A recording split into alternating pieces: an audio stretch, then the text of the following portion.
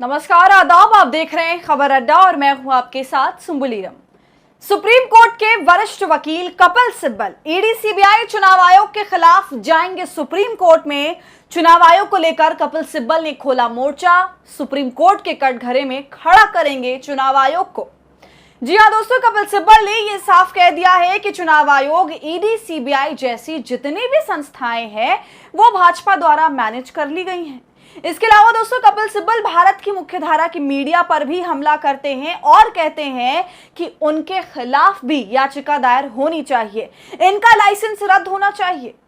तो दोस्तों, पूरा मामला क्या है, अब कैसे चुनाव आयोग की मुश्किल बढ़ती जा रही है। जहां एक तरफ बिहार चुनाव नजदीक आ रहा है तो वहीं दूसरी तरफ चुनाव आयोग की, ईडी सीबीआई की भी चर्चा तेज हो गई है और कपिल सिब्बल ने यह साफ कह दिया है कि वो कोर्ट जाएंगे। तो आप हमारे साथ वीडियो में अंत तक बने रहिएगा। दोस्तों, चुनाव आयोग को लेकर कितने इल्जाम लगते आए हैं वो किसी से छिपा नहीं है। हमेशा चुनाव आयोग को सत्ता का नजदीकी माना गया है, क्योंकि चुनाव के वक्त कई बार ऐसा देखा गया है कि चुनाव आयोग पक्षपाती हो जाता है, विपक्ष की तमाम मांगों को रद्द कर देता है, ना उसे ढंग से जवाब देता है, ना उसकी शिकायतों पर कोई एक्शन लेता है। मगर वहीं दूसरी तरफ सत्ताधारी पार्टी की तरफ से चाहे कोई भी अर्जी हो उसे चुनाव आयोग फौरन स्वीकार कर लेता है, भले वो चुनाव की डेट को बार बार फेरबदल करना ही क्यों ना हो। लगातार ये देखा गया पिछले साल 2024 में कि जब जब भारतीय जनता पार्टी ने चुनाव की तारीख बदलने के लिए कहा तब चुनाव आयोग ने उस पर हामी भरी। और ये सब कुछ तब होता था जब फाइनल डेट्स अनाउंस हो जाती थी, लेकिन बाद में पता नहीं क्यों बीच में आपत्ति आ जाती थी भाजपा की तरफ से और फिर उन तारीखों को बदलवा दिया जाता था।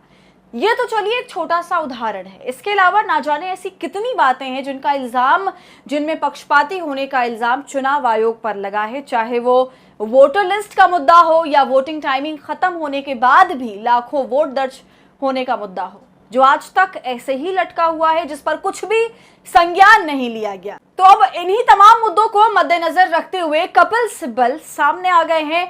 उन्होंने कहा है कि ईडी से लेकर सीबीआई और चुनाव आयोग तक सबने खुद को या पार्टी ने इन सबको अपने हिसाब से मैनेज कर लिया है, ये उनके हिसाब से चलते हैं, उनके कहने का यही मतलब है।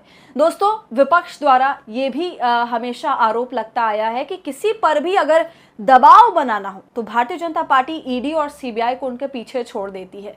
केजरीवाल के मामले में भी यही हुआ, ना जाने कितने केसेस केजरीवाल और उनकी पार्टी के नेताओं पर लगे, मगर जब बात सबूत की आई तब कुछ नहीं मिला। यहां तक कि सपा ने भी भाजपा पर सीबीआई, ईडी और आयकर विभाग के दुरुपयोग का लगातार आरोप लगाया। उसका इल्जाम था कि भाजपा अपने विरोधियों को डराने धमकाने के लिए इन सरकारी एजेंसियों का गलत इस्तेमाल कर रही है। और अभी हाल ही में दोस्तों, 5 दिन पहले ही चीफ जस्टिस गवई ने ईडी को जबरदस्त फटकार लगाई थी और कहा था कि आपकी ईडी हद पार कर रही है। जी हां, देखिए दोस्तों, इस पर खबर भी मौजूद है, आपकी ईडी हदें पार कर रही है। सुप्रीम कोर्ट के चीफ जस्टिस ने सॉलिसिटर जनरल से ऐसा क्यों कहा? देखिए दोस्तों, खबर में आगे लिखा हुआ भी है, चीफ जस्टिस बीआर गवई ने additional solicitor general SV Raju से कहा कि ईडी सारी हदें पार कर रही है, इसके अलावा वो देश के संघवाद का पूरी तरह से उल्लंघन कर रही है। सुप्रीम कोर्ट पहले भी कई दफा ईडी की गिरफ्तारी और कार्रवाई पर सवाल खड़ा करती रही है। इस मामले में भी कपिल सिब्बल ईडी के अगेंस्ट खड़े थे और उन्होंने कोर्ट की सारी मनमानी बताई थी, जिसके बाद कोर्ट ने ऐसा बयान दिया था। तो ये खबर दिखाने का सिर्फ मेरा यही मकसद था कि आप देख सकते हैं कि देश की सुप्रीम कोर्ट भी इन सबको लताड़ रही है, क्योंकि ये जबरन एक्शन ले रहे हैं, कॉर्पोरेशन में जाकर तोड़फोड़ मचा रहे हैं, तमाम चीजों को जब्त कर रहे हैं। और यही काम ईडी ने तमिलनाडु राज्य विपणन निगम के खिलाफ किया था और तब जाकर तमिलनाडु सरकार ने कोर्ट में याचिका डाली थी। दोस्तों, अब देखिए कपिल सिब्बल ईडी सीबीआई के ऊपर, चुनाव आयोग के ऊपर क्या कुछ कह रहे हैं। जर्नलिज्म का यही हाल रहा तो लोकतंत्र को भी खतरा है। और जब जंग हो रही हो तो जो अफवाहें चलाई जा रही थी उसमें ऐसा लगता था कि झूठ बोला जा रहा है। और अब जो जनता को मालूम हुआ तो जनता का भी विश्वास मीडिया से पूरी तरह से उठ रहा है। जिस तरह से हमारा अपना मीडिया, मेन स्ट्रीम मीडिया की मैं बात कर रहा हूँ, जिस तरह से उन्होंने अफवाहें चलाई, लाहौर में कब्जा हो गया, कराची कब्जा हो गया, कू होने वाला है, प्राइम मिनिस्टर घर पहुंच गए हैं लोग, आसिम रिजाइन करने वाला है, ऐसी बातें जर्नलिस्ट कर रहे थे, मेन स्ट्रीम मीडिया कर रहा था। बट जंग के time ABP news, Aaj Tak, news 18, Zee news aired footage from 2023 Gaza air strikes misrepresenting it as Operation Sindoor visuals.